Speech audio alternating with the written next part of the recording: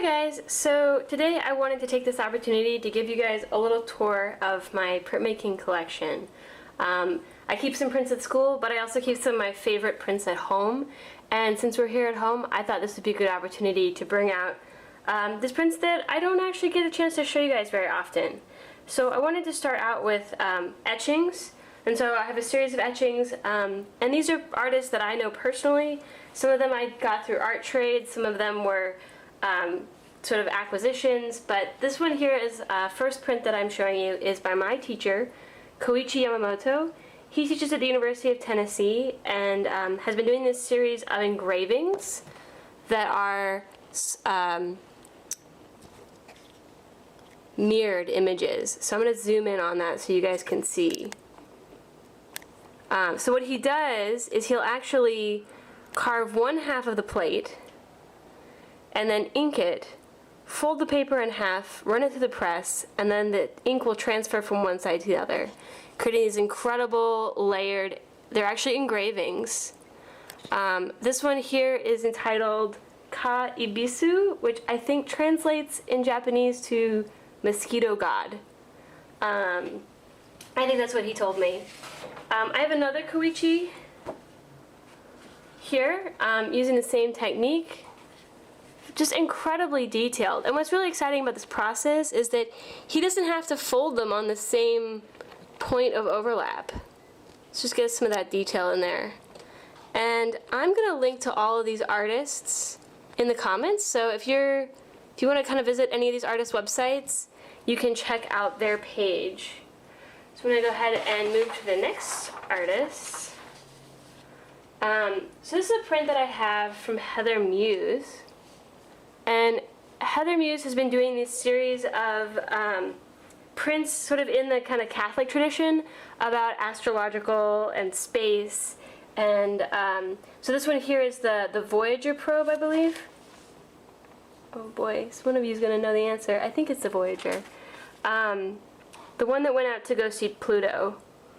And so she's done this in a sort of like stained glass window style. But what's really fascinating about these work is that she's actually doing all of these colors off of a single plate, where she'll do an aquatint, print the edition, and then change the plate, and then layer another color off the same plate onto the same piece of paper.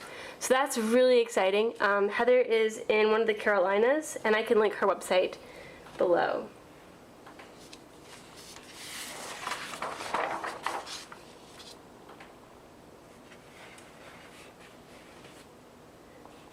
We're going in the order that I have them in my stack here. So this print is actually made by an old friend of mine in graduate school. His name is Daiker, and it's totally optical illusion, sort of like you can't really look at it without your eyes hurting a little bit. I'll zoom in a little bit more, get the full effect. Greg and I were students together at the University of Tennessee. And so this is a print that I actually got from the student print sale years and years ago. I just think it's delightful. He did this with Pure Etch, which is a photo process that we cover in the printmaking class. But instead of doing a sort of halftone photograph, he had solid shapes that he did this with. And I think he just wiped it into the Pure Etch, and this was based on a design he made in Illustrator. So that's pretty fun. Next up, this is a print by Adriane Herman. I'll zoom out a little bit here. This is one of my favorite prints in my collection. It doesn't look like much, but Adrian came to visit my school when I was a student, and I watched her make this process. And so this is a piece about a sticky note that she found, and it's an etching, believe it or not. And so she'll notice that it doesn't actually have your traditional embossing that you would have on a normal etching plate. It's actually debossed, so it pokes forward instead of pushing down into the plate. And she did this in a crazy way by making her copper plate the size of her paper. And so there's no edge where you would see the edge of the plate, so it completely hides the fact that it's an etching. And so she wiped it in with this perfect shade of ballpoint pen eggplant, wiped the plate, and then did what's called a surface roll, where she rolled the top of the plate with this fluorescent Post-it note green. And then after she had rolled it over the plate, she had a little acetate flap with a window cut out. And what that did is it went through the press, the paper pushed up through that acetate window, creating this kind of, you can even feel it with your hand. It just looks like a piece of Post-it note stuck to this piece of paper, which is really funny to me. And it's too subtle for people to get the humor, but I just think it's a wild.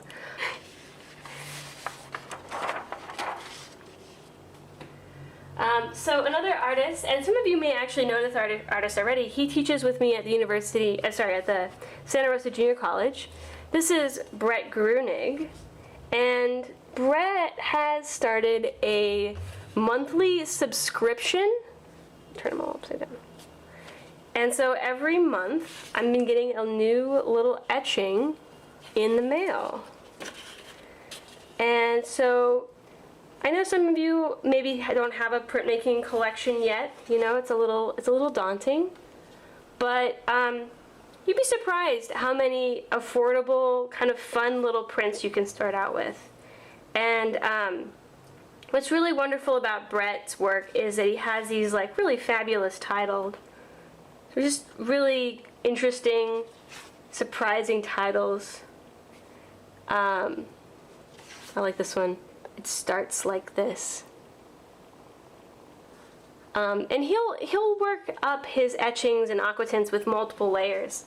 So for some of them, you might have something like this that has just like a really incredible rich dark. And this might have no aquatint at all. It's just layers and layers of line etch to create this rich. I don't even know if you can see how textured that is. So just an incredibly prolific artist. Working in a lot of patterns and texture to describe the different like parts of the image, and get a little close-up shot of that. A change of plans. So Brett's my colleague at the college, and I just love his work, and I'm so happy to get a little print in the mail every month. So shout out to Brett if you're listening.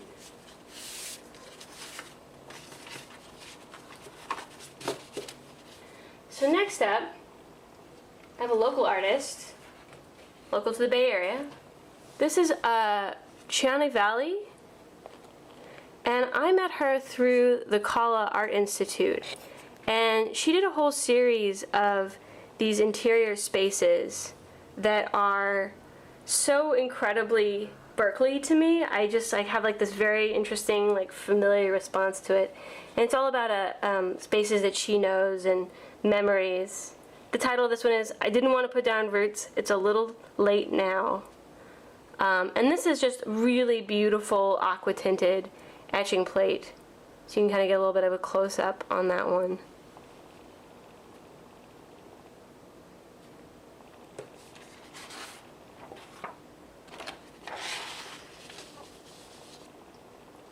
Next up, I have a little print by Jenny Robinson. So this is a tiny little etching plate. What's fascinating about this plate is Jenny actually waxed it.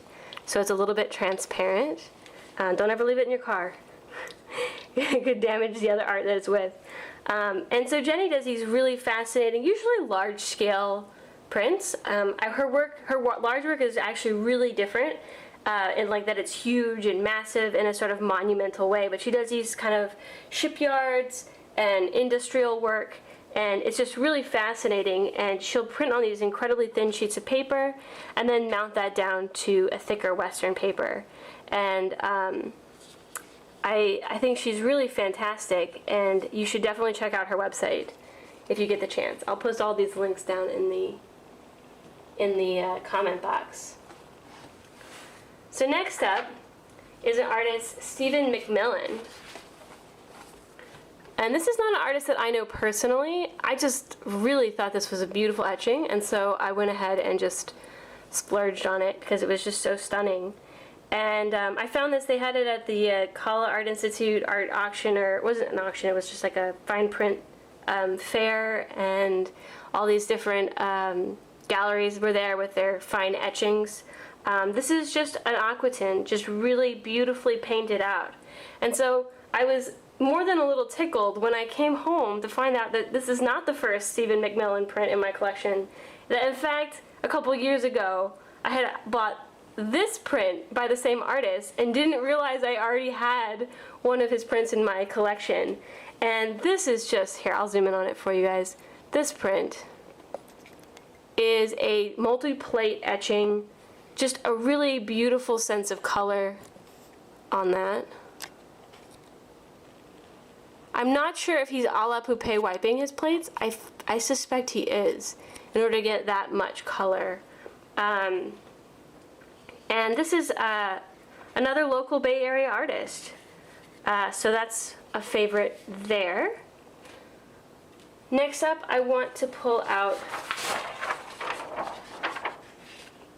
Golbanou Moghaddas. Now, Golbanou is another local artist, and she's involved with the Kala Art Institute, and she's also was one of our visiting artists recently. So this is the Existentialist Dilemma. She's been doing these pieces that are inspired by Persian miniatures, and she's been doing these series of kind of little prints. It's not zooming in more than that, so I'm gonna just hold this up. You guys can get a little. And just really fascinated with like little hidden images, these little guys in the windows checking out the beast, the monster that's biting itself. But of course it's all a metaphor and has all these little hidden things. So her work is something that you can look at it and you continue to find little surprises that just reward you for continuing to look at it.